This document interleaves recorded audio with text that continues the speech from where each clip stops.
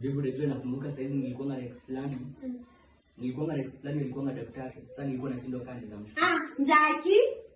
Umekuja na boyfriend wako? Sasa nilikuwa na kuori utakula mbokando. Sasa mkami tunakula sasa hizo nao tunaongea. Wewe nisongee na wewe. Utaki kukula mbokando? Boyfriend utakula mbokando? Nikeka chumvi. Ukweli? Unaona hata boyfriend hapa anataka mbokando sijui ni nini una nini? Sasa anakula. Alafu nikuulize boyfriend. Mrs. yako hapo. Wewe ni wapi boyfriend? Kwetu tu ni hapa hivi na hapo juu. Sasa kwambie tu jina yake waache kumuita hivi. Unaitwa Anje? Mimi naitwa Ranko. Ranko. Tu excuse.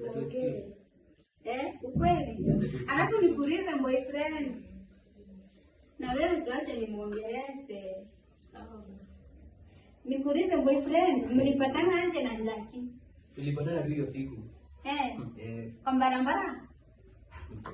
Mahali tu tulipatana.